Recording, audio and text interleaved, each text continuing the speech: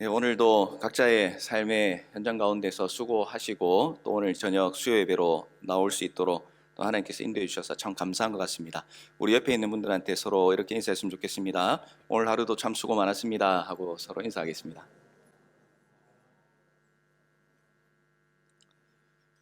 예, 우리가 수요일마다 기독교 세계관에 대해서 지금 말씀을 나누고 있습니다.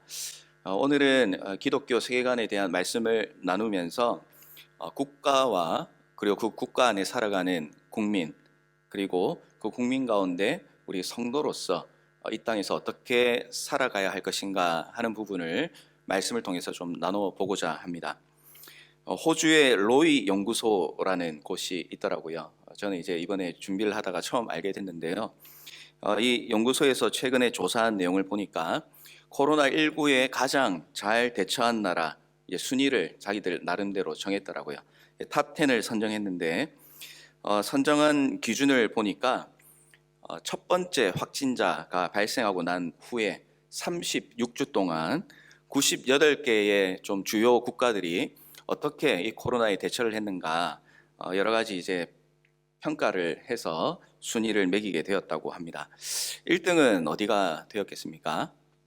가까운 곳에서, 이 뉴질랜드하고 가까운 곳에서 이제 선정했으니까 1등은 누가 했으리라 좀 추측을 할 수 있겠죠.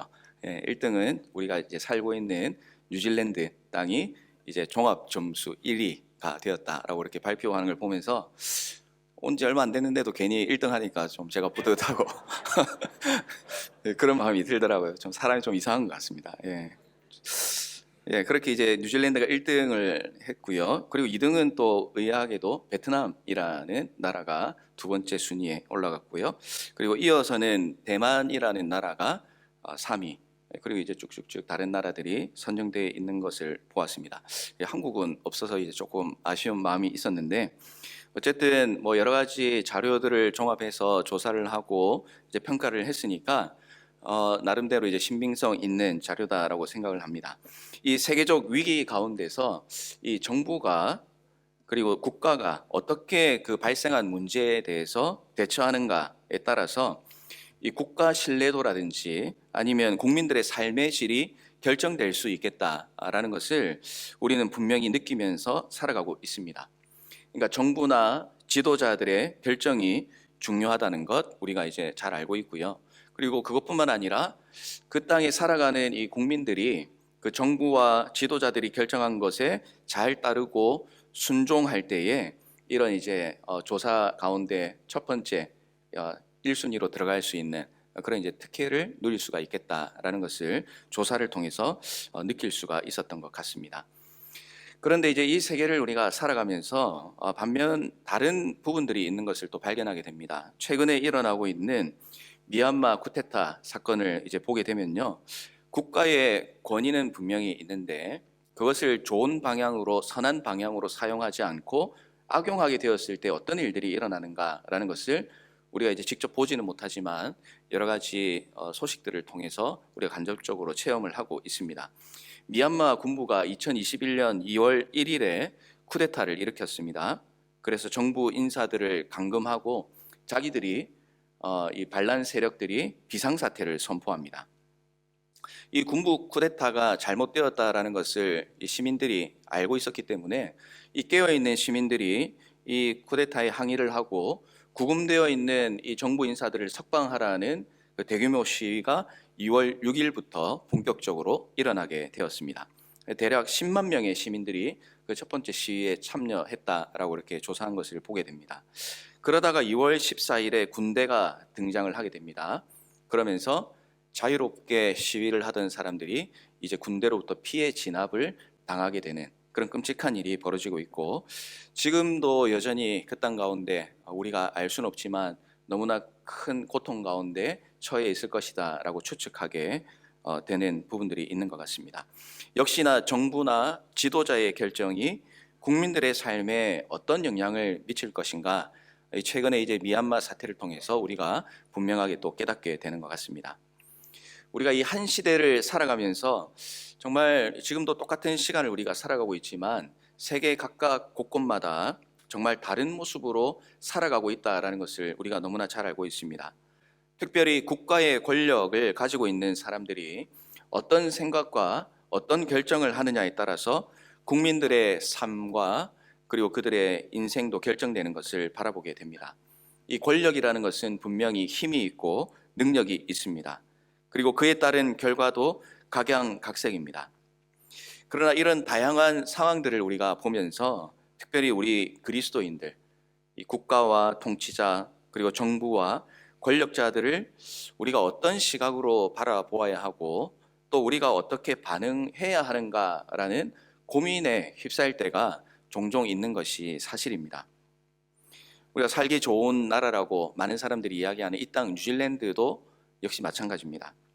이런 고민은 여전히 우리와 함께하고 있습니다. 동성애 문제, 또 안락사 문제, 또 대마초 문제, 그리고 자유롭게 이제 앞으로 전도하지 못하는 그런 상황들이 우리에게 왔을 때, 또 하나님께서 말씀하시는 정상적인 결혼 제도 외에 그냥 사람들이 원하는 그런 방향으로 얼마든지 마음껏 허용하겠다라는 그런 제도들을 바라볼 때에 우리 그리스도인들은 그것을 보면서 어떻게 반응을 하고 어떻게 대처해야 되는가, 우리가 이 영적 민감함을 가지고 그런 문제들에 대처할 수 있어야 된다라는 사실입니다. 오늘 우리가 읽었던 이 예수님의 사건은 이제 별명이 붙어 있습니다. 어떤 별명이 붙어 있냐면 납세 논쟁이라는 그런 별명이 붙어 있는 말씀입니다. 바리새인들과 헤롯 당원이라고 하는 두 이제 다른 집단이 오늘 말씀 가운데 등장을 합니다. 이 두 집단이 예수님께 이제 찾아왔습니다. 그런데 이 두 그룹은 사실은 적대적인 관계에 있는 그런 그룹이었습니다. 특별히 로마의 지배를 받고 있는 그 이스라엘 유대인 땅 가운데에 이 두 집단은 서로 다른 생각을 가지고 있었습니다. 그 가운데 이제 대표적으로 다르게 가졌던 생각이 무엇이냐면 세금을 내는 문제에 대해서 서로 다른 생각을 가지고 있었다라는 것입니다. 여러분, 두 그룹이 어떤 생각을 가지고 있었는지 먼저 살펴보는 게 필요할 것 같습니다. 먼저 바리새인들은 여러분들도 잘 알다시피 하나님 앞에서 율법을 잘 지키는 것이 자기의 인생의 가장 큰 목표였습니다. 물론 예수님으로부터 외식하고 형식적인 신앙을 가졌다라고 비판을 받았던 그런 그룹이긴 하지만, 그러나 일단 외형적으로 보면 최소한 이들은 하나님의 율법이 이 세상 가운데 자신들의 삶을 결정하는 유일무이한 그런 기준이다라고 생각하고 살았던 그런 그룹이었습니다. 그러다 보니까 이 바리새인들에게 있어서 유대인들의 왕은 오직 한 분밖에 없는 것입니다. 그분이 누구십니까?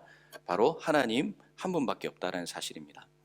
그런데 그런 신앙을 가지고 살아왔던 이 바리새인들에게 이제 로마라는 강대한 나라가 이스라엘을 지배하게 되고 그들의 통치를 받게 되면서 이제 참 고민이 생기게 된 것이죠. 유일한 왕은 하나님 한 분밖에 없는데 이 로마라는 강대국이 칼과 창을 들이대면서 자기들을 왕으로, 그리고 신과 같은 왕으로 섬기라고 하니까 이 바리새인들이 거기에 대해서 불안감과 그리고 이제 거부감을 가지고 있었다라는 것입니다. 그러다 보니까 그들의 행동 가운데 나타났던 것이 무엇이냐면 왕이신 하나님께 드려야 될 예물과 제물을 이 로마의 왕에게 주는 것은 옳지 않다라고 그렇게 결정을 했던 것이죠. 그래서 그들은 로마의 세금을 내는 것을 이런 종교적인 믿음과 그리고 이유를 가지고 반대하는 그런 그룹에 있었다라는 사실입니다. 자, 그럼 이제 또 다른 한 그룹이 이제 나타나는데 그 그룹은 헤롯 당원이라고 말씀을 드렸습니다. 이 헤롯 당원들은 그 이름처럼 유대 왕인 헤롯을 중심으로 하는 그런 그룹이었습니다. 이 그룹의 특징이 무엇이냐면 이 정치적으로 살아남는 게 자기들에게 큰 목표였습니다. 그래서 어떻게 해야 우리에게 지금 주어진 이 상황 가운데서 우리의 권력을 계속해서 유지할 수 있을 것인가, 우리의 기득권을 유지할 수 있을 것인가, 여기에 온갖 관심을 가지고 집중을 했던 그런 그룹이었다라는 것입니다. 그래서 그들은 지금 로마라는 강대국의 통치를 받고 그리고 이 로마라는 나라가 요구하는 그런 어떻게 보면 좀 부당해 보이는 그런 요구까지도 우리가 잘 지켜야지만 우리의 힘과 그리고 우리의 위치가 유지될 수 있다라고 정치적인 판단을 했던 그룹이었다라는 사실입니다. 자, 그러니 이들은 어떤 입장을 가지고 있겠습니까? 로마에 세금을 내는 것은 약한 나라로서, 지배를 받는 나라로서 당연한 것이다 라고 그렇게 주장을 하게 되었다라는 것입니다.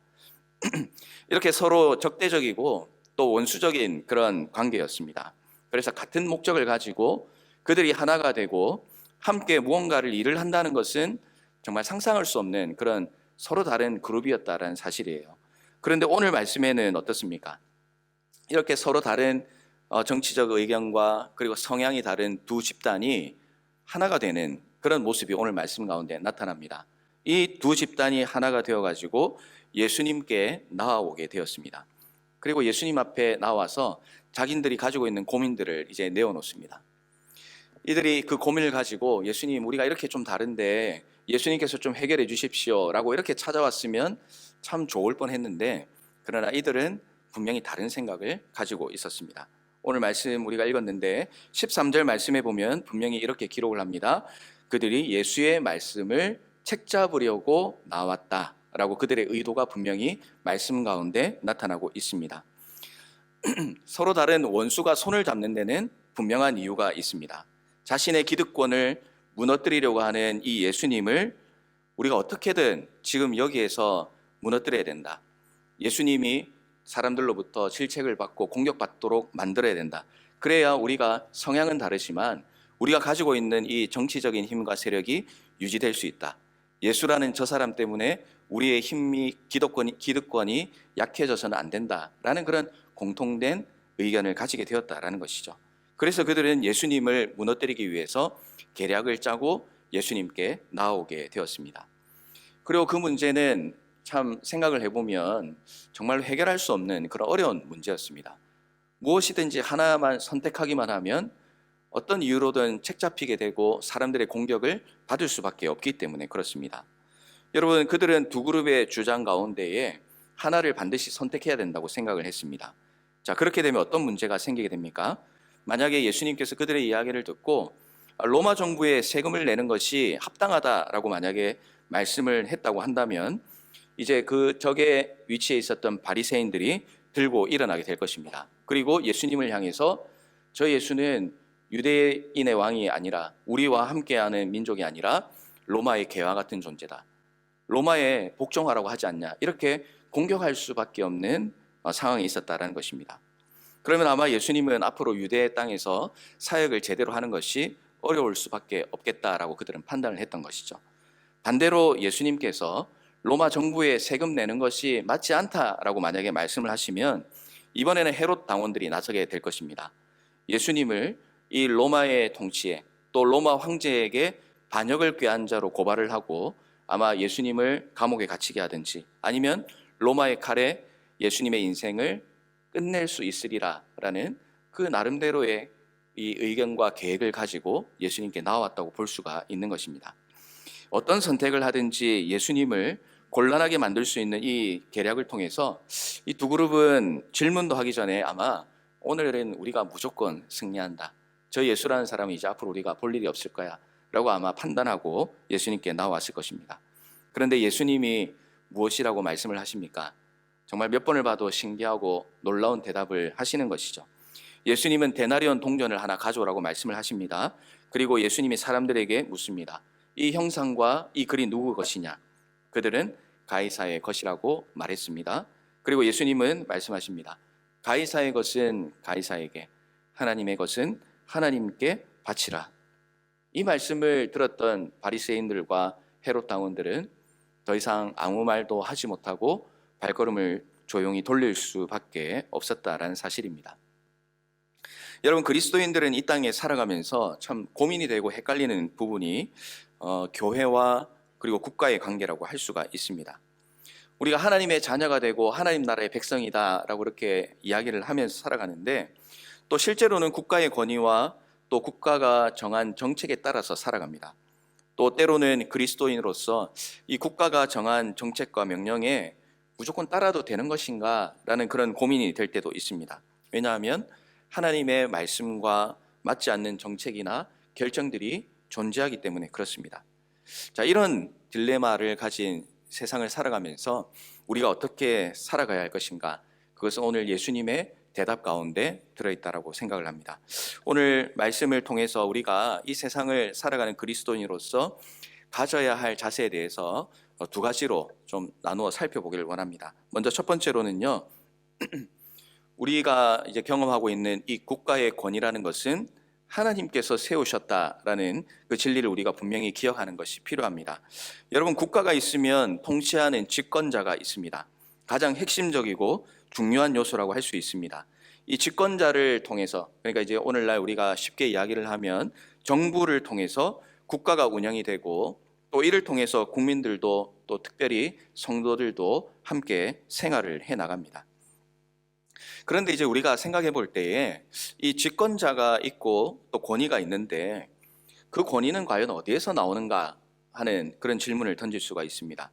우리가 이제 실제적으로는 국민들의 투표를 통해서 우리가 집권자의 권위를 가지게 된다고 볼 수 있는데, 하지만 하나님의 말씀은 이 집권자의 권위가 사람들의 투표를 통해서든 또 각자 어떤 방법을 통해서 그 지도자의 권위를 가지게 되었든지 그 권위는 하나님으로부터 나온다라는 것을 우리에게 분명하게 가르쳐 주고 있습니다.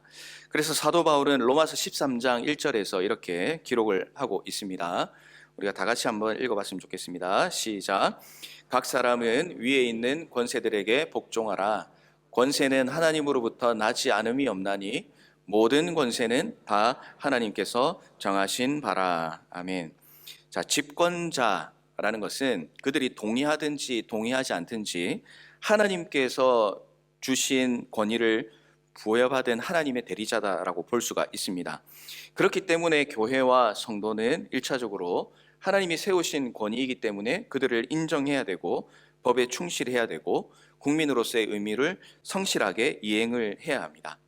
그래서 이제 우리가 잘 알고 있는 종교개혁자 칼빈은 그의 국가론에서 그 국민의 역할에 대해 설명을 하고 있습니다. 백성들은 통치자의 권력이 하나님께로부터 온 것임을 인정하고 존경해야 할 의무를 가집니다. 악한 왕의 행실이 정당화될 수는 없지만 그의 지위 자체는 존경해야 한다는 것입니다. 그리고 존경한다면 복종해야 합니다. 법에 대한 순종, 세금 납부, 특별히 이제 한국 같으면 군대의 의무 같은 것들을 실행해야 한다라는 것입니다. 설사 우리의 마음에 좀 이렇게 100% 마음에 들지 않고 또 때로는 좀 뭔가 사악해 보이는 그런 왕이다라고 할지라도 그 권위에 대해서만큼은 우리가 인정해야 된다라는 것이죠. 여러분, 우리 사회에는 수많은 권위와 질서가 연결되어 있습니다. 권위가 제대로 서 있지 않고 무너진다면 모든 것이 엉망이 될 수밖에 없습니다. 가까운 예로 우리가 운전을 하다 보면 교통 질서가 있습니다. 그런데 그 질서의 권위라는 게 있습니다. 그 질서의 권위를 인정하면 우리는 원활한 교통을 경험하며 살아갈 수 있지만, 그러나 그 교통의 질서에 대한 권위를 인정하지 않으면 어떻게 됩니까? 신호를 위반하고 차선을 위반하면 어떻게 됩니까? 그것은 순식간에 사고가 나고 엉망이 되어서 도로의 기능을 상실할 수밖에 없다라는 것이죠. 가정도 그렇습니다. 부모의 권위를 만약에 자녀들이 인정하지 않는다, 그러면 질서가 무너질 수밖에 없는 것이죠. 특정 정치인이나 정당이 우리에게 마음에 들지 않을 수도 있습니다. 또 답답하게 할 수도 있습니다. 그러나 기본적으로 우리가 가져야 되는 것은 그 권위가 하나님으로부터 나오게 되었다는 사실을 인정하고, 또 그런 우리의 답답함을 가지고 있지만 그것들을 인내해 나가면서 질서를 지켜 나갈 때에 우리의 모든 연결되어 있는 질서들이 유지가 될 수 있다라는 것이죠. 특정 정치인이나 정부가 영원히 하는 것이 아니기 때문에 우리는 언제든지 또 투표를 통해서 새로운 지도자를 선출할 수 있는 그런 이제 특권도 우리가 가지고 있습니다. 자, 그래서 이제 로마서 13장 6절과 7절에 이렇게 기록을 합니다. 너희가 조세를 바치는 것도 이로 말미암음이라. 그들이 하나님의 일꾼이 되어 바로 이 일에 항상 힘쓰니라. 모든 자에게 줄 것을 주되 조세를 맡을 자에게 조세를 바치고 관세를 받을 자에게 관세를 바치고 두려워할 자를 두려워하며 존경할 자를 존경하라라고 우리에게 분명히 가르쳐주고 있는 것입니다. 그래서 우리가 이 국가를 살아가는 성도로서 국가에 대해서 우리는 우리가 할 수 있는 최선의 협조를 다하는 삶을 살아야 합니다. 국가가 어려움에 처하면 교회도 성도도 어려움에 처할 수밖에 없기 때문에 그렇습니다. 이번 코로나 사태를 우리가 겪어나가면서 이 정부의 많은 그런 정책적인 결정이 있었고 또 지침들이 있었습니다. 그런데 이제 그 명령과 또 지침에 교회가 복종하고 또 순종하고 따르면서 우리가 모두가 큰 문제 없이 어려움 없이 함께 문제를 해결해 나갈 수 있었습니다. 물론 록다운 때에 모여서 예배를 못 드리는 그런 상황이 있어서 우리가 좀 당황하는 순간들은 있었지만, 그러나 교회뿐만 아니라 이 땅에 있는 모든 기관과 사람들이 동일한 적용을 받았고, 또 이것이 어떤 전염병 때문에 그렇게밖에 결정할 수 없겠다라고 누구나 납득할 수 있는 상황이라면 우리가 권위를 인정하고 그 질서에 순종해 나가는 것이 필요한 것입니다. 왜냐하면 예배를 드리지 말라라고 한 것이 아니라 전염병으로 인해서 피해를 받을 수 있는 국민을 보호하기 위한 정부의 결정이었기 때문에 우리가 참 모여서 예배를 못 드리는 부분은 안타깝고 아쉬웠지만, 그러나 어떻습니까? 그것을 통해서 우리는 모이지는 못했지만 자유롭게 예배 드릴 수 있는 또 은혜를 하나님께서 누리게 해주신 것입니다. 그리고 국가와 그리고 교회 또 모든 사람들의 이런 협력을 통해서 이 땅에 코로나가 잠잠해지고 순위에서 1등에 올라가는 그런 은혜를 경험하게 되었던 것이죠. 교회가 국가의 권위를 존중하면서 협조하면 이처럼 아름다운 열매를 맛볼 수가 있는 것입니다. 하나님이 세우신 국가의 권위를 우리가 먼저 인정하고 또 그 가운데 우리가 해야 할 일을 정직하게 그리고 순결하게 해나가는 자세가 필요합니다.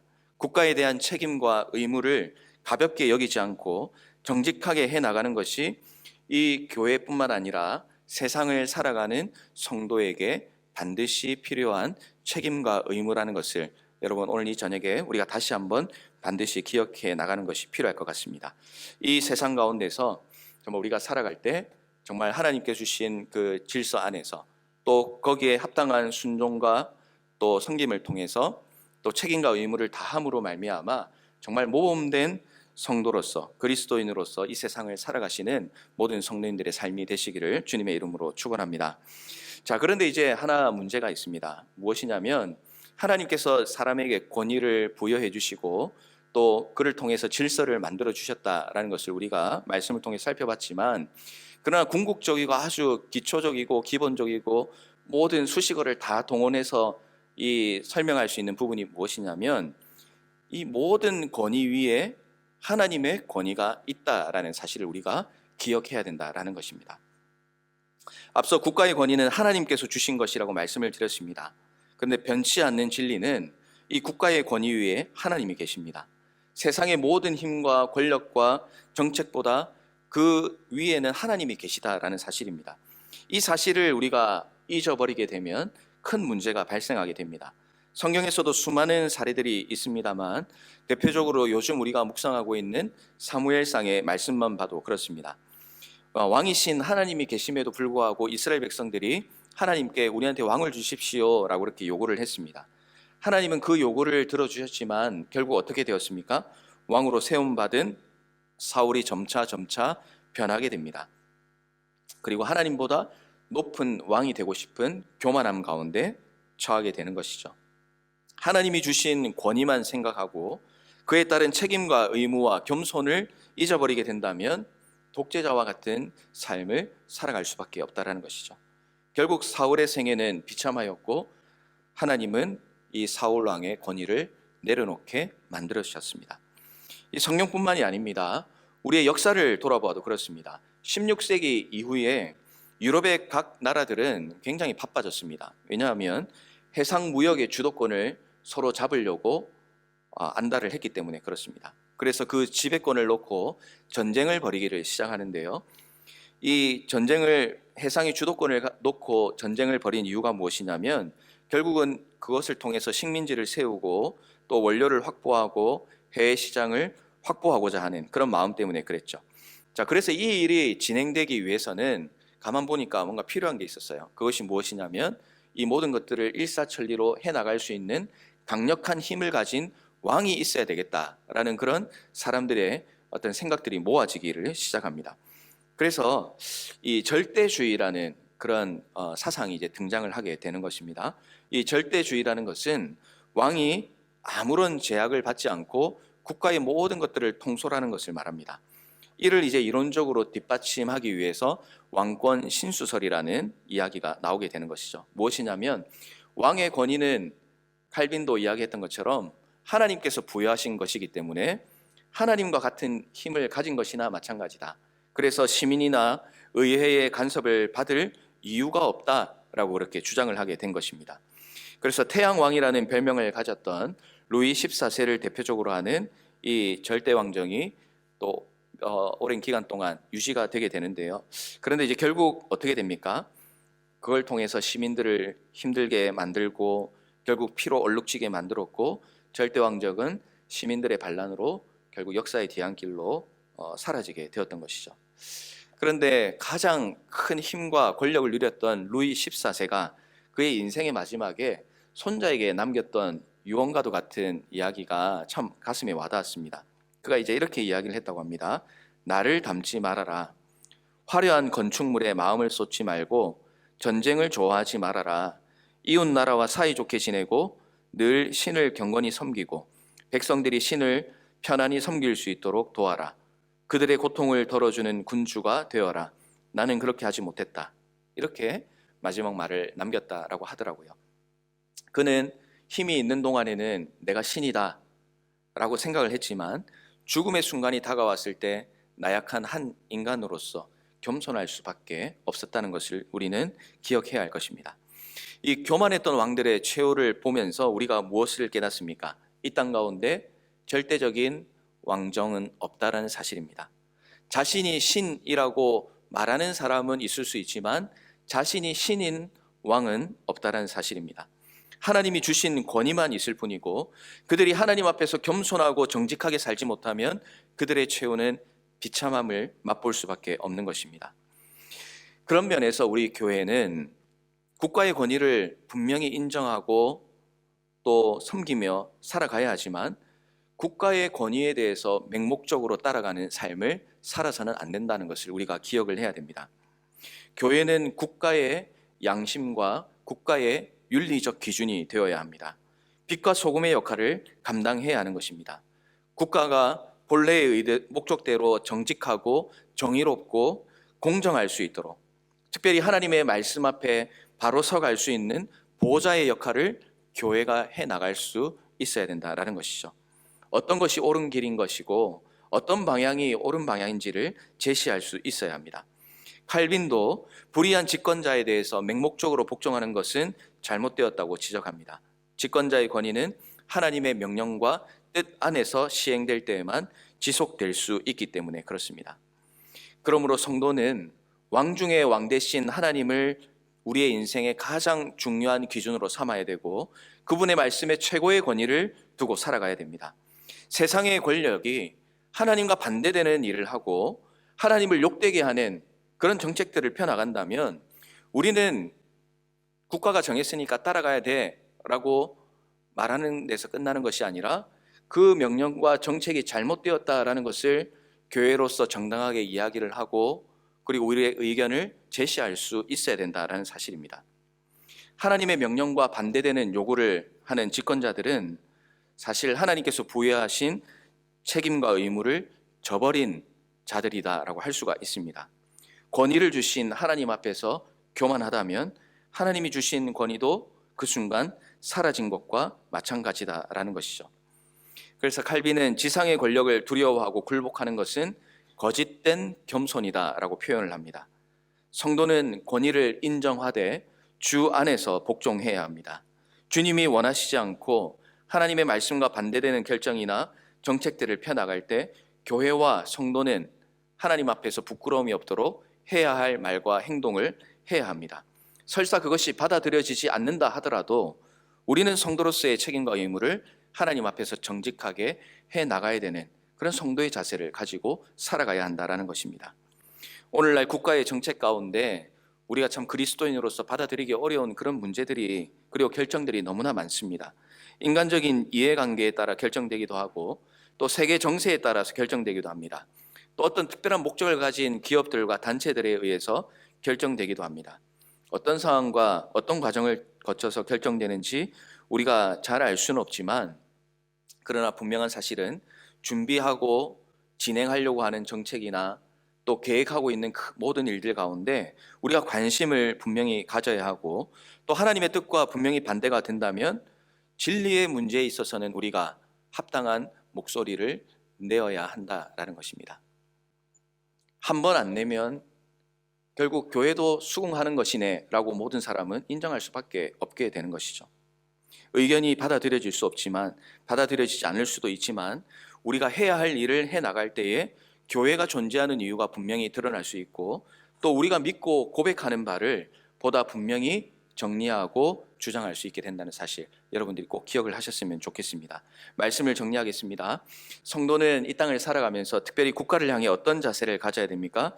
먼저는 국가의 권위를 분명히 인정하고 하나님께서 세우셨다는 것을 인정하고 순종하고 적극적으로 협조하는 자세를 가져야 합니다.